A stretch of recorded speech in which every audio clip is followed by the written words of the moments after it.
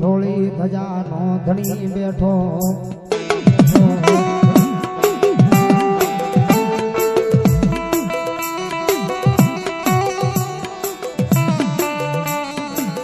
આજવાલા લાગ્યા મારા કમાઢિયાના ઝાડવા મન ધવલા ના ધણી લેવાલા લાયા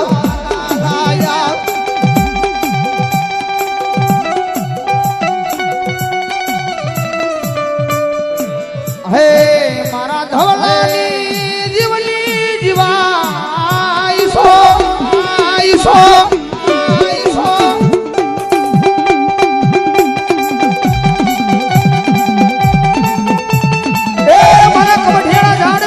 વીઘાની વાડીનો ખાતેદાર મારો ધવલાનો મામો બેઠો છે અને મારા ગાંડિયા કદાચ જો દુનિયાના સીમાડાની માલપા કોઈ એમ કે દેવ ખોટા છે દાણા ખોટા છે આવા ભુવાની માલપા હું કઈ માનતો નથી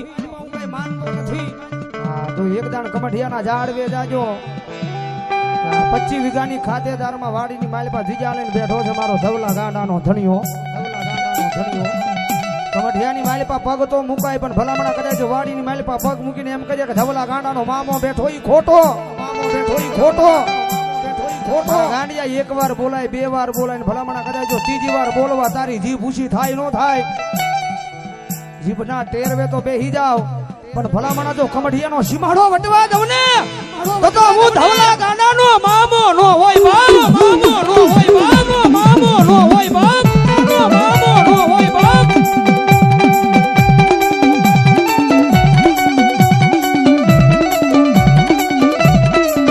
આજ ઘણી રાત મારા એ ગાંડિયાએ અમારું ભજન કર્યું મારી કમાઠિયાની જગ્યામાં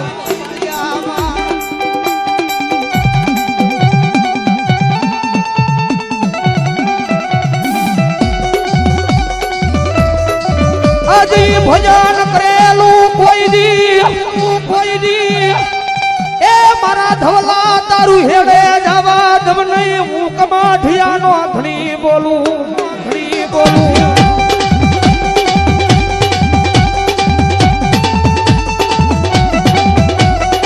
મારા ધવલાએ ભજન કરેલું સેવા કરેલી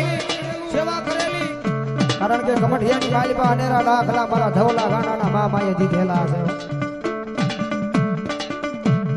આ ગુરુવારને ને આવતા આ ગયો ગુરુવારને ને ઓલા ગુરુવારે એની તો ઉંમર 60-65 વર્ષની ઉંમર છે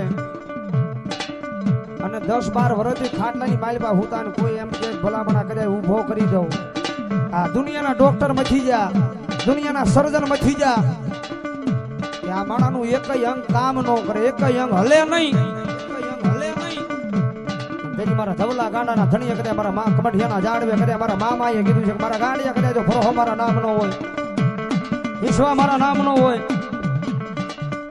અને એકદાન કમઠિયાના ઝાડવા દેખાડો અને તો ધવલા ગાંડાનો ધણી મંડાણ માંડું તમારા દુનિયાના ડોક્ટર એમ કે 10-12 વર્ષથી એનું એકય અંગ કામ ન કરે પણ ભલામણા કદાચ જો ધવલા ગાંડાનો ધણી મંડાણ માંડું અને મારા કમઠિયાના ઝાડવા સુધી ભલામણા કદાચ જો હાલી નો લઈને આવું ને તો એ કમઠિયાના ઝાડવે મારા નામનો નેજવો કાળો હોય તો એ કમઠિયાના ઝાડવે મારા નામનો નેજવો કાળો હોય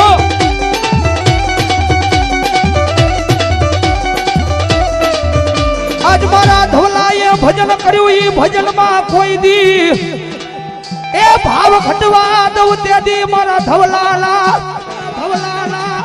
થોડા લુગડે મન મામાને ખોટ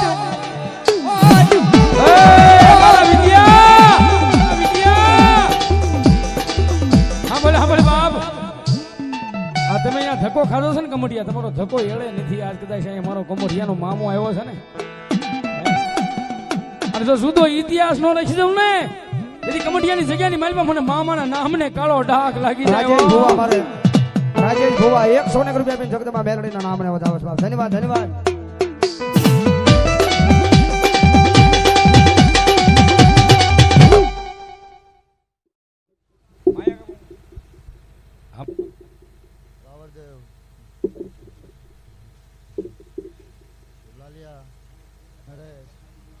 મનસુખભાઈ, હું ધવલા ગાંડાનો મામો છું.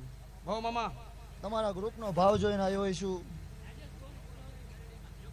રાજેશ ભુવાની તલવારી મેલડી મારા નામ પર આયા. બીજો બોલું યોગીનગર, વધાવો જોરદાર તાળીથી. હા મામા. મનસુખભાઈ, બહુ કાલાવાલા કર્યા તમે. કે નિલેશભાઈ, વિજયભાઈ, કે ધોલભુ આવો એમ. હા મામા. પણ જો તમારા ભાવથી આવ્યો છું, આ મેલડીના બોલે આવ્યો છું, હા મામા. તો એ ટેલર છે. હવે પ્રસંગ કરો, પિક્ચર ન બતાવું તો હું ધવલા ગાંડાનો હા મામો. મામા. હા મામા. બરોબર ઢૂંઢતો છું. એટલે આમાં વધાવો થાય.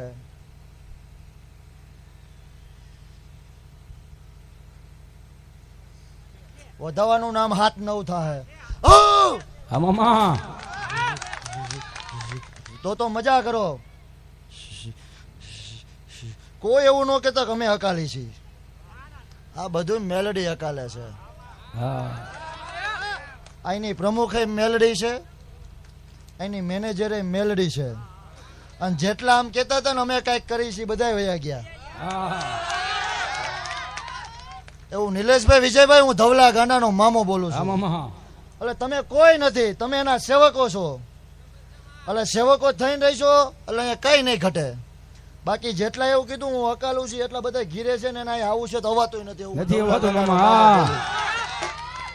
હા મામા. એટલે કોઈ એવું ન કહેતા અમે હકાલી છે, બેઠી હકાલે છે. તો અમે તો બધા સેવકો છો એના. એવી રીતના રહીશો એટલે એ તો કહું છું ટેલર જ છે. હવે પ્રસંગ કરો, નો વિચારો નો બનાવો તો હું ધવલા ગાંડાનો વગાડો ને. મામા.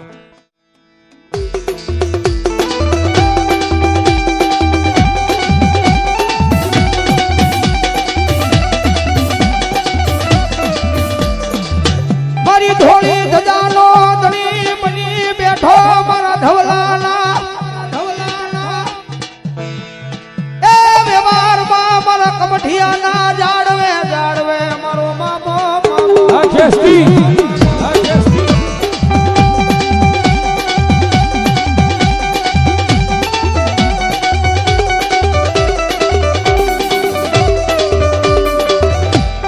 કારણ કે મારા ધવલા ગાડાનો ધણી બનીને મારા કમઠિયાના જાડવે મારો મામો બેઠો છે.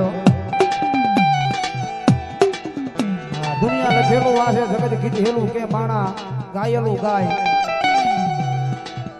પણ કદાચ જો એક દાણ મારા ધવલાના ખોળીએ ભલામણા કદાચ હું થોડી ધજાનો ધણી કમઠિયાના જાડવા વાળો મામો ઉતરું અને ભલામણા હામો બેહે અને જો નેત્ર જોઈને જો 72 પેઢીના ચોપડા નો વાસ્યું બતાવું ને